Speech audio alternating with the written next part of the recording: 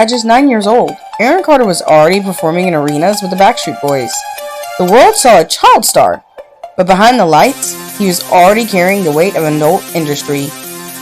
The public only saw bubblegum pop hits like Aaron's Party, but insiders say his childhood was anything but innocent. Later in life, Aaron admitted his childhood was stolen. He said he was treated like a product and not a person. And while fans were screaming his name, Aaron was already living under the shadow of the industry that made him a star, and one day, it would break him.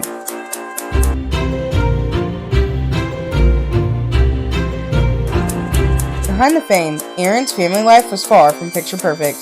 The Carter name looked golden, but behind closed doors, there were cracks that never healed.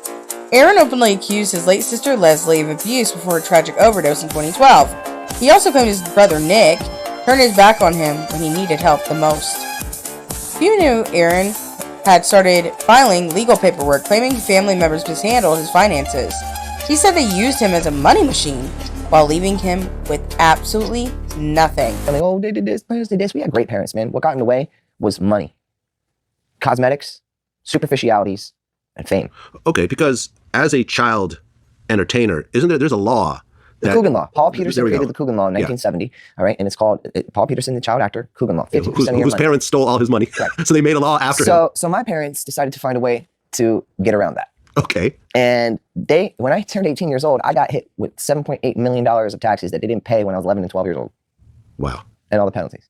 So then I had to fight that. And when I turned 18, I got trust money. I got my trust money, but they wanted to take all my money away from me right away. Because of taxes. Yeah, and because I was the only one that had money. To the public, the Carters were a famous family. To Aaron, they were the people he felt betrayed him the most.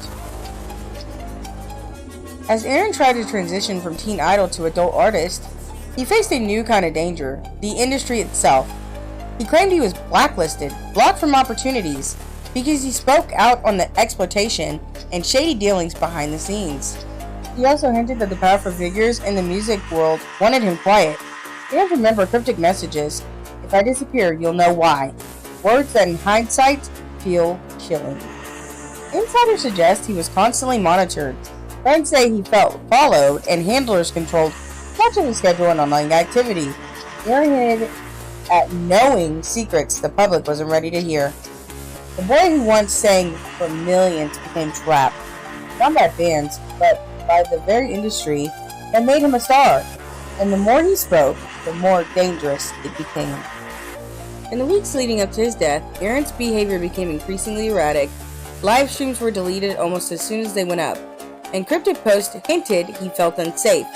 Warnings fans now look back at with alarm.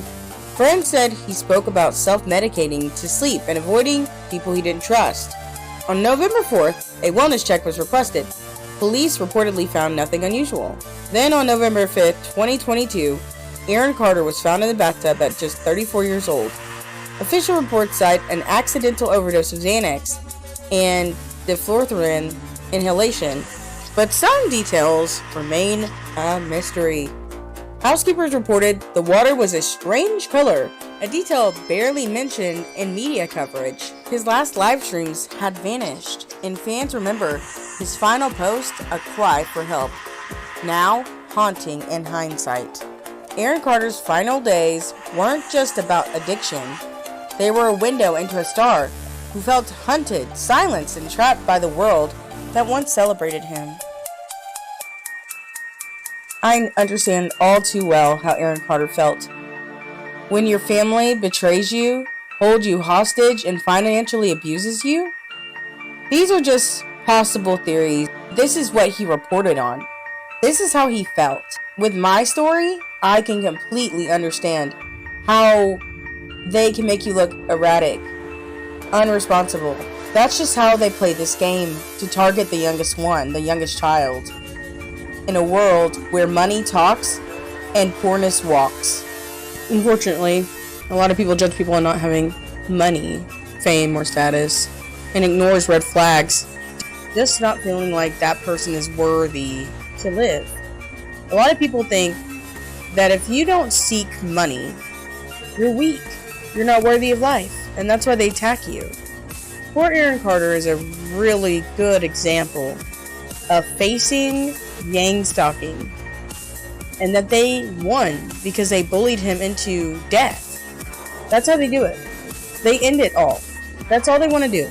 Whether or not they receive a reward at the end, typically they don't. Typically gang stalkers receive nothing. The sad thing is there's not enough protection for people like myself or anyone else that was being gang stalked, followed, doxxed, whatever it may be. Allie Carter, thankfully, is with us today, who can explain what doxing is. She's had plenty of environments of hers be doxed. And I actually created a video on my other channel, Glitches and Ghosts, and you can find that video about Allie Carter. I really talked about similarities of the two. Not only their names, but their storylines. And I feel like a lot of the time that they create these narratives for rituals. You know, the humiliation, the bullying, the gang stalking, the manipulation tactics, the financial abuse, the physical abuse, the mental abuse, the spiritual abuse, just to end up forcing you into isolation, running away, missing, or suicidal. A lot of the times, though, they don't want to do homicide, I'm going to be really honest. These people don't want to get their hands dirty.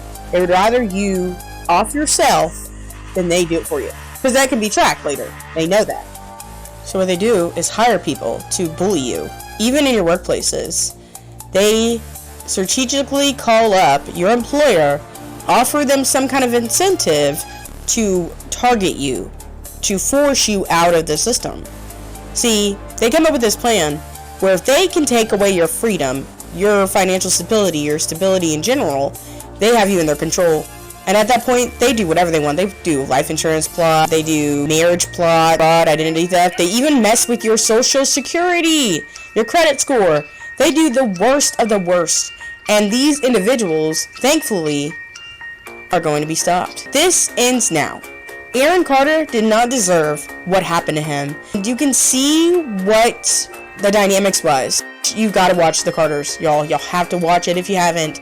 It is so sad. There's this one episode where Nick is literally bullying Aaron in the bathroom.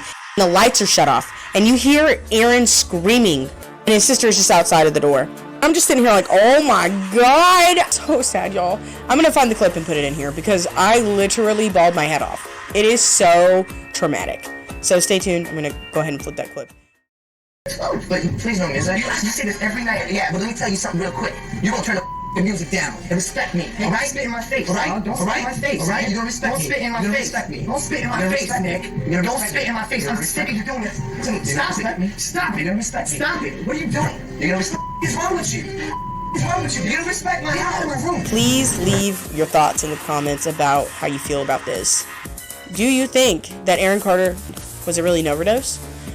My honest opinion is no. I believe that his handlers made him take himself out one way or another. You can see from the clips that I posted here that he literally was suffering and nobody cared.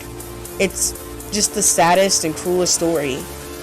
Anyway, I'm going to cut this off now. Just please stay tuned for more videos like this. Give it a thumbs up. Any suggestions on who I should make videos on? Go ahead and leave it in the comments. Until next time, stay safe, be careful, and love everyone as you love yourself. Ta-ta for now. Bye.